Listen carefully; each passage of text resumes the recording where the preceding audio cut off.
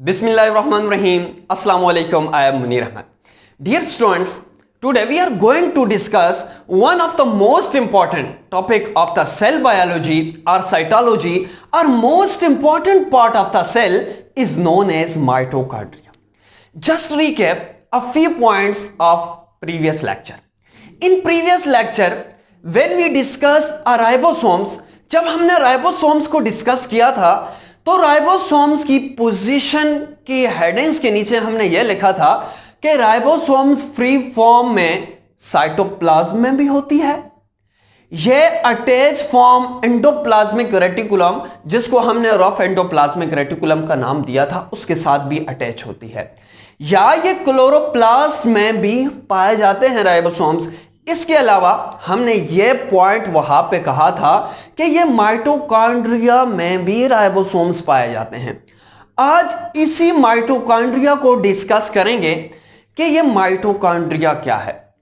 Students इस lecture के बाद इस काबिल हो जाएंगे कि वो कंसेप्ट ऑफ माइटोकॉन्ड्रिया एक्सप्लेन कर सकेंगे कि माइटोकॉन्ड्रिया क्या है, इसका साइज, इसके नंबर्स, के सेल्स में इसके कितने नंबर्स हैं, इसको किसने डिस्कवर किया। माइटोकॉन्ड्रिया को, मोस्ट इंपॉर्टेंट, माइटोकॉन्ड्रिया को माइटोकॉन्ड्रिया क्यों कहते हैं, मींस के एटिमोलॉजी ऑफ माइटोकॉन्ड्रिया को भी डिस्कस करेंगे। फिर इसके पार्ट्स को डिस्कस करेंगे कि इसके कौन कौन सी स्ट्रक्चर्स है और इसमें कौन कौन से, इसकी कंपोजिशन में कौन कौन से एंजाइम्स हैं, इसको भी डिस्कस करेंगे। और क्यों माइटोकॉन्ड्रिया को पावर हाउस कहा जाता है, क्यों इसको सेल्फ रेप्लिकेटिंग ऑर्गेनेली का नाम दिया जाता है, और क्यों, और ये कैसे एनर्जी जनरेटिंग ऑर्गेनेली है। सबसे पहले माइटोकॉन्ड्रिया का कॉन्सेप्ट समझते हैं कि माइटोकॉन्ड्रिया क्या है। जनरली जैसे कोई टॉर्च है, टॉर्च में मेन काम बैटरी का होता है जो टॉर्च को चलाती है। इसी तरह जैसे गाड़ी चल रही है तो गाड़ी में अगर पेट्रोल ना हो तो क्या गाड़ी चलेगी। तो मेन रोल एनर्जी का क्या है, पेट्रोल का है।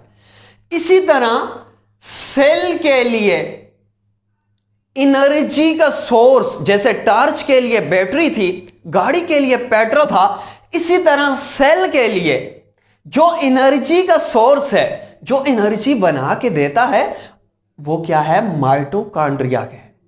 अब माइटोकॉन्ड्रिया क्या है, इसको प्रॉपर डिफाइन करते हैं। माइटोकॉन्ड्रिया यूकैरियोटिक सेल में पाया जाता है और इसके नंबर्स वेरी करते हैं सेल टू सेल। इसका क्या मतलब हुआ, जिन सेल्स को एनर्जी ज्यादा रिक्वायर है उन सेल्स में माइटोकॉन्ड्रिया की तादाद ज्यादा होती है। इनका मेन फंक्शन क्या है, एक तो क्लियर हो गया कि लार्ज नंबर में मौजूद होते हैं क्योंकि इनका काम क्या है, एनर्जी को बनाना है। सो एक पॉइंट तो क्लियर है, लार्ज नंबर। दूसरा, इनका मेन फंक्शन क्या है, एनर्जी को बनाना, energy production.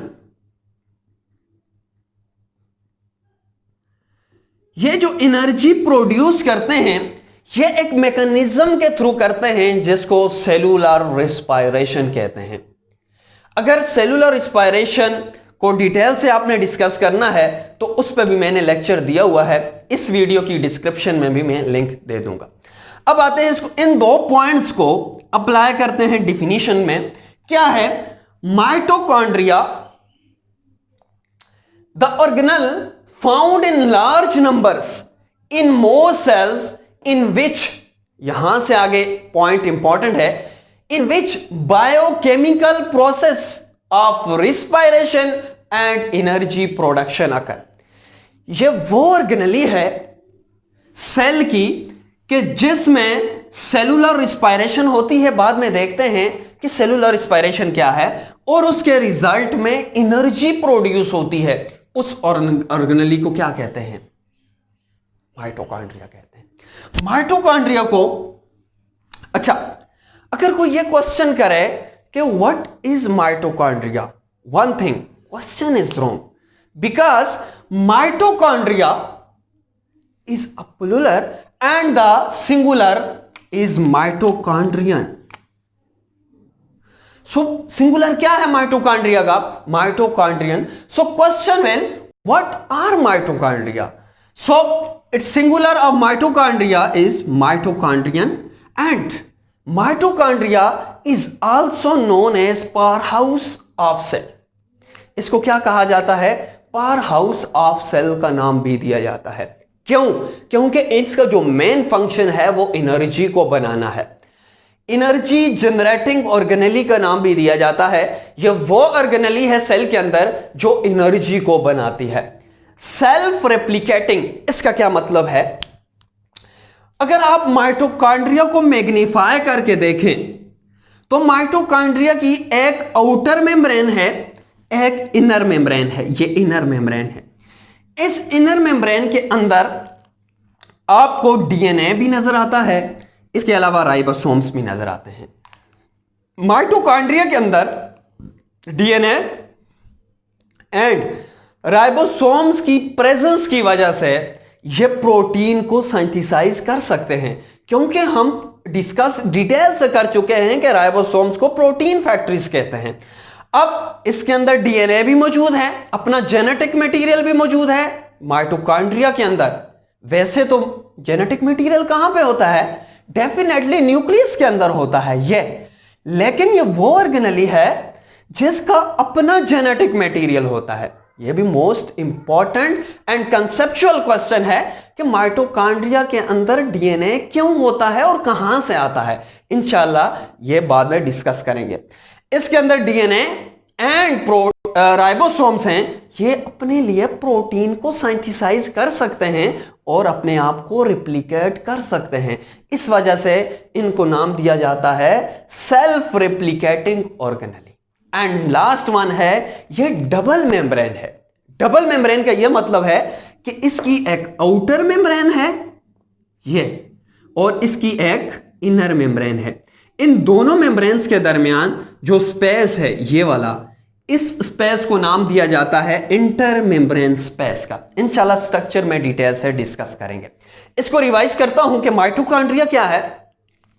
Mitochondria eukaryotic cell के साइटोप्लाज्म में थ्रेड और रॉड लाइक स्ट्रक्चर है जिसका मेन फंक्शन सेलुलर रिस्पायरेशन और एनर्जी को प्रोड्यूस करवाना है. इस ऑर्गेनेल को क्या कहते हैं? माइटोकॉन्ड्रिया कहते हैं. फिर माइटोकॉन्ड्रिया को पावर हाउस का नाम भी दिया जाता है सेल का, वो इस वजह से क्योंकि ये एनर्जी के लिए पावर बनाती है, एटीपीज बनाता है माइटोकॉन्ड्रिया. इसके अलावा इसको एनर्जी जनरेटिंग ऑर्गेनेली का नाम भी दिया. डबल मेम्ब्रेन है, सेल्फ रेप्लिकेटिंग ऑर्गेनेली है, वो इस वजह से क्योंकि इसके अंदर राइबोसोम्स और अपना जेनेटिक मटेरियल है जो इसको सेल्फ रेप्लिकेट करवाता है. अब इसके बाद इसकी एटिमोलॉजी पे बात करते हैं कि माइटोकॉन्ड्रिया को माइटोकॉन्ड्रिया क्यों कहते हैं. माइटोकॉन्ड्रिया की एटिमोलॉजी पे बात करते हैं कि माइटोकॉन्ड्रिया का नाम माइटोकॉन्ड्रिया क्यों है. यह माइटोकॉन्ड्रिया ग्रीक वर्ड से डिराइव्ड हुआ है, माइटोस एंड खंड्रियांस. माइटोस का मतलब होता है थ्रेड एंड खंड्रियान का मतलब होता है ग्रेन्यूल्स. जब इसको फर्स्ट टाइम देखा गया, जब इसको फर्स्ट टाइम केलिगर ने देखा तो उसको ऐसी स्ट्रक्चर नजर आई जैसे ये थ्रेड लाइक हो माइक्रोस्कोप के अंदर, और इसके अंदर कुछ ग्रेन्यूल्स नजर आए जो असल में क्या थे? राइबोसोम्स थे. उसने ग्रीक लैंग्वेज में इसको नाम किसका दे दिया? माइटोकॉन्ड्रिया का नाम दे दिया. इसके बाद इसकी डिस्कवरी की बात करते हैं कि माइटोकॉन्ड्रिया को किसने डिस्कवर किया है. माइटोकॉन्ड्रिया को जो फर्स्ट टाइम देखा वो केलिकर ने 1850 में देखा और मसल सेल्स की स्टडी करते हुए इसको देखा. और उसने उस टाइम इसको माइटोकॉन्ड्रिया का नाम नहीं दिया, बल्कि उसने इसको पावर हाउस का नाम दिया, क्योंकि इसका जो मेन फंक्शन था वो एनर्जी को जनरेट करना था. इस वजह से जो केलिकर था उसने 1850 में इसको किसका नाम दिया? पावर हाउस का नाम दिया. उसके बाद एक दूसरा साइंटिस्ट था जिसका नाम था रिचर्ड आल्टमैन. उसने 1886 में इसी माइटोकॉन्ड्रिया को बायोब्लास्ट का नाम दिया. बायोब्लास्ट का मतलब था लिटिल जर्म्स, क्योंकि असल में बाद में इसको डिटेल से डिस्कस करेंगे कि माइटोकॉन्ड्रिया बेसिकली एवोल्यूशन के मुताबिक प्रोकैरियोट्स से यूकैरियोट्स में आया है। इसको डिटेल से डिस्कस करेंगे, उस वजह से इसको लिटिल जम्स का नाम दिया। और फिर लास्ट में एक दूसरा साइंटिस्ट आया जिसका नाम था कार्ल बेंडा। इसने माइटोकॉन्ड्रिया का नाम माइटोकॉन्ड्रिया रखा था। इसके बाद इसके नंबर्स की बात करते हैं। हमेशा याद रखना है जो माइटोकॉन्ड्रिया है इसके नंबर्स वेरी करते हैं सेल टू सेल। ये उन सेल्स में सबसे ज्यादा पाया जाता है जिन सेल्स का काम एनर्जी प्रोडक्शन हो। For example fat storage cells में इसकी अमाउंट ज्यादा है क्योंकि इसने क्या कन्वर्ट करना है, एनर्जी बनानी है। या मसल सेल्स में कंट्रैक्शन और रिलैक्सेशन के लिए ज्यादा से ज्यादा एनर्जी चाहिए और माइटोकॉन्ड्रिया का काम एनर्जी बनाना है, तो इसके नंबर्स ज्यादा होते हैं, मैक्सिमम होते हैं। नॉर्मली अगर जनरल रेंज की बात की जाए तो ये 2 से 2500 इसकी रेंज होती है सेल्स के अंदर।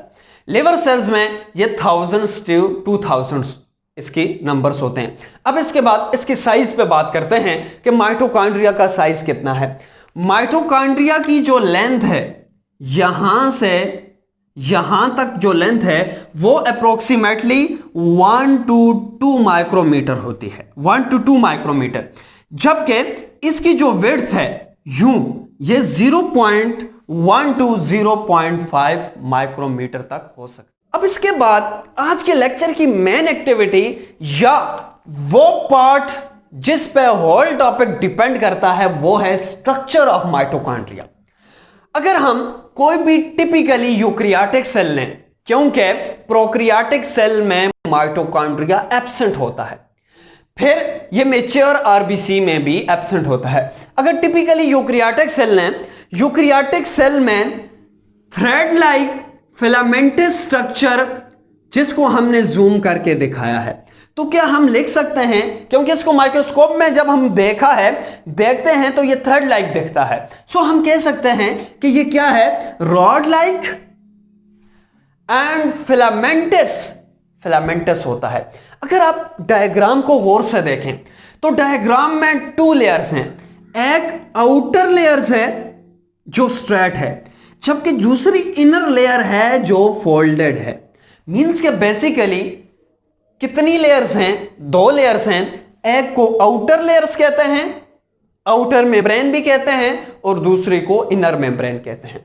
यह जो आउटर मेम्ब्रेन है इसकी जितनी भी कंपोजिशन है, लिपिड्स वगैरह, ये जो सारी कंपोजिशन है ये रिजेंबल करती है प्लाज्मा मेम्ब्रेन या लिपिड्स, ये जो प्लाज्मा मेम्ब्रेन या सेल मेम्ब्रेन की कंपोजिशन जैसी है। लेकिन जो इनर मेम्ब्रेन है इसका मेन और इंपॉर्टेंट रोल है एनर्जी प्रोडक्शन में। ये जो इनर मेम्ब्रेन है ये फोल्डेड होती है और हर फोल्ड को क्रिस्टा कहते हैं। एमसीक्यूज के लिए, एमडी कैट के लिए मोस्ट इंपॉर्टेंट है। जब हम एंडोप्लाज्मिक रेटिकुलम को डिस्कस कर रहे थे तो वहां पे हम फोल्डिंग को किसका नाम दिया था, सिस्टर्नी का नाम दिया था। लेकिन माइटोकॉन्ड्रिया के केस में जो फोल्डेड मेम्ब्रेन है ये यूनिट्स है, उसको हम क्रिस्टी कहते हैं।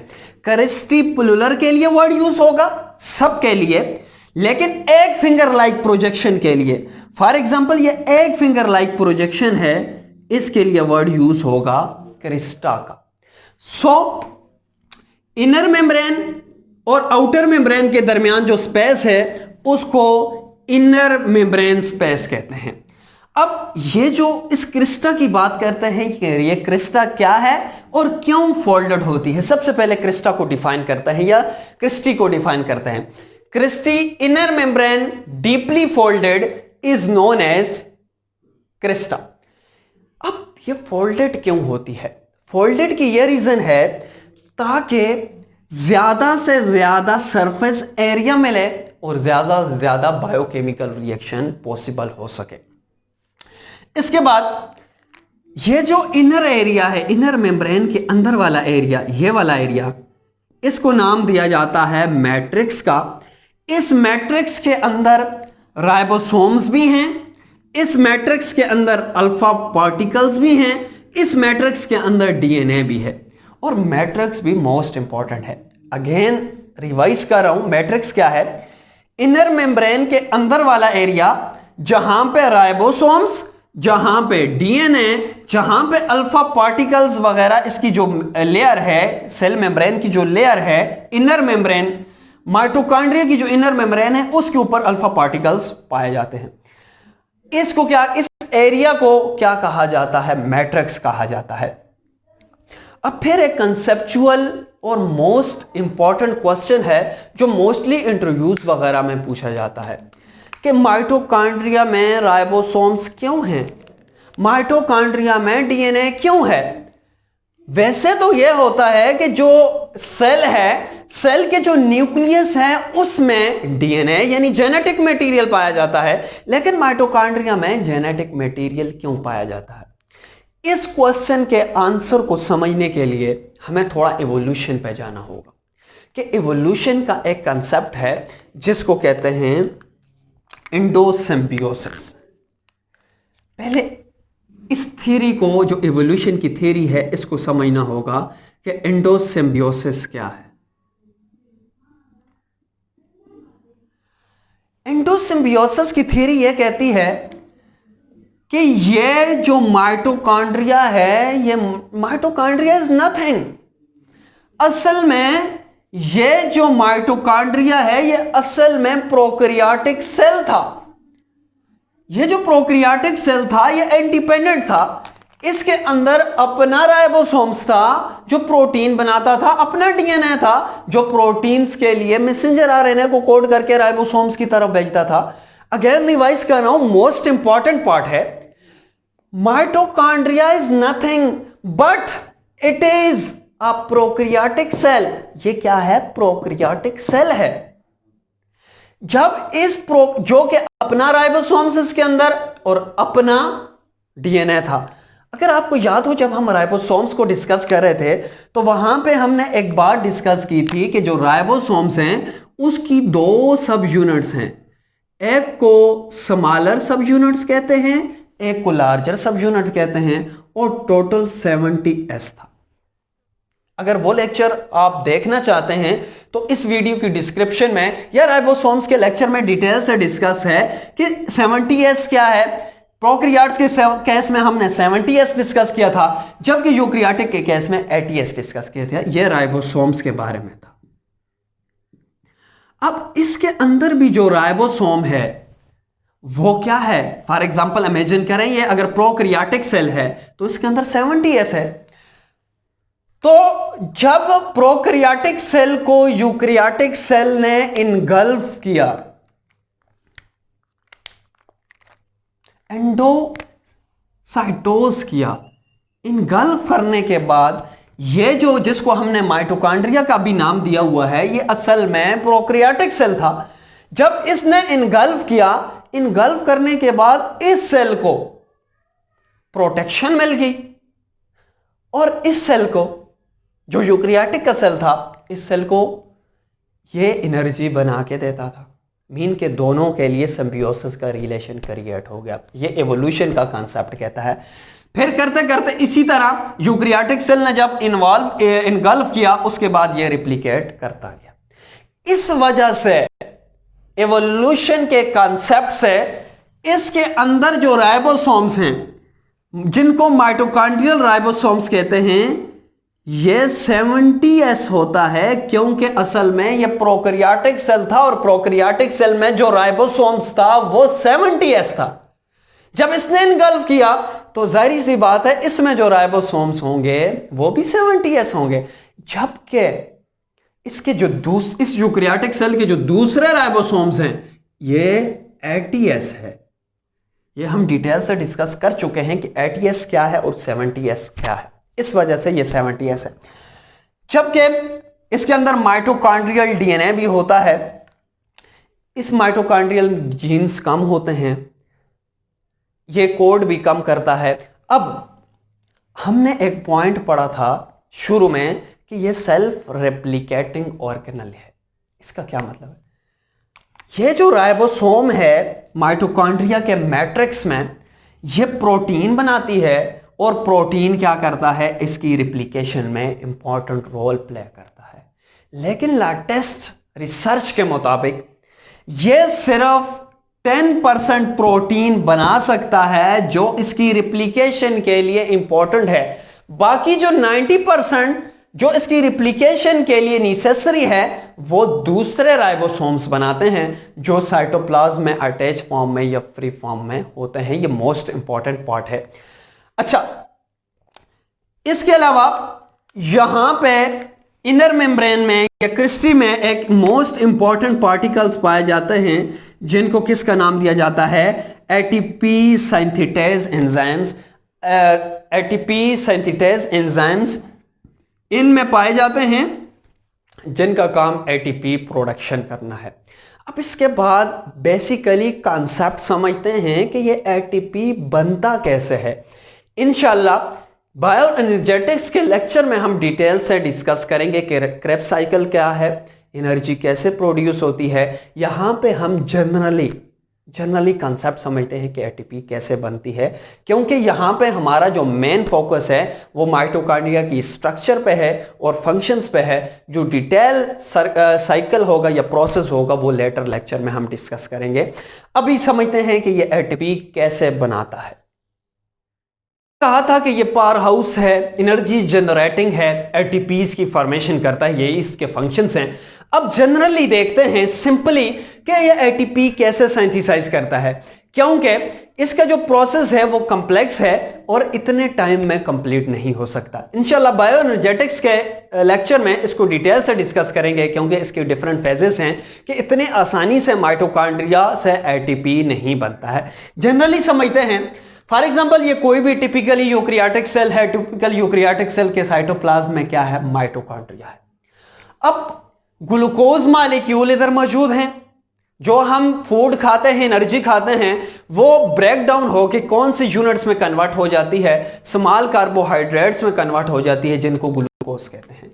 अब ग्लूकोज बेसिकली यहां पे है, ग्लूकोज टूटेगा डिफरेंट स्टेजेस से, माइटोकॉन्ड्रिया के अंदर आएगा। अब माइटोकॉन्ड्रिया के अंदर क्या चीज मौजूद है? ग्लूकोज है। अब बाहर से डेफिनेटली आपको पता है कि ऑक्सीजन की जरूरत है। अब बाहर से ब्लड से क्या चीज, ऑक्सीजन डिफ्यूज होकर सेल के अंदर आएगी, फिर आने के बाद माइटोकॉन्ड्रिया के अंदर जाएगी। अब माइटोकॉन्ड्रिया के अंदर क्या चीज मौजूद है? ऑक्सीजन मौजूद है। ये दोनों आपस में रिएक्शन करेंगे।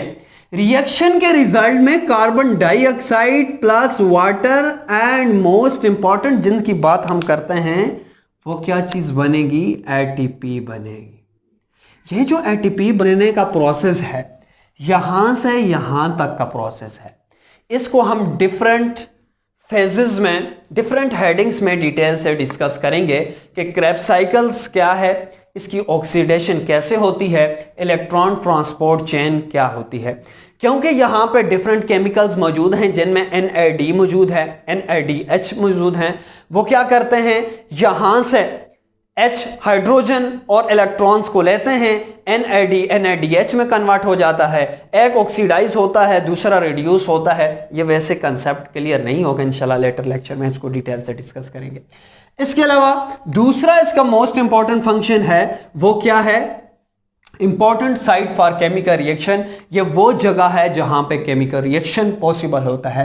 एंड लास्ट में है 3 एटीपी एनर्जी करेंसी, क्योंकि ये एटीपी की फॉर्मेशन करता है और एटीपी क्या है? एनर्जी करेंसी है, जो सेल है डिफरेंट मैकेनिकली या केमिकल फंक्शन के लिए इसको यूज करता है। Yet we come to the end of the lecture. Let's see what we have learned today. Today we discuss mitochondria. What is mitochondria? Not what is mitochondria, but what are mitochondria, because mitochondria are plural. Mitochondria are thread-like structure which is present in eukaryotic cell but absent in mature RBCs and also absent in prokaryotic cells or prokaryotes. Mitochondria, thread-like structure. The main function of mitochondria is production of ATP and perform cellular respiration. Then we discuss the number of mitochondria, etymology and size of mitochondria. Etymology, The mitochondria is derived from two Greek words, mitos, which mean thread, and chondrions mean granules, because in mitochondria, small granules are granular structure is present. That's why they are called chondrions, and mitos mean thread. The structure of this mitochondria is like thread, and granules are also present, is known as mitochondria. Then we discuss size, shape, they are rod-like and filamentous shape. And then we discuss the most important heading of to that topic is structure of mitochondria. The structure of mitochondria, if we see typically eukaryotic mitochondria or mitochondria, here two membranes are present. One is outer and second is inner. Outer membrane is not folded, otherwise the inner membrane is folded because they provide large surface area for the chemical reaction. And inside the inner membrane, a region is present where different enzymes, ribosomes, mitochondrial ribosomes and mitochondrial DNA is present, is known as matrix. And at the last, we discuss functions of mitochondria. The first function is cellular respiration. What is cellular respiration?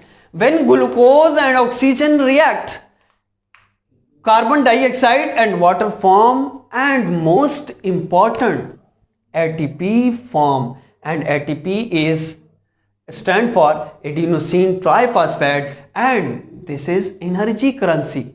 The cell use for different purposes like mechanical work or chemical work, and they provide the site for ATP formation. Now at the end, a short homework for students. That is, write the short note on mitochondria. Write the short note on mitochondria.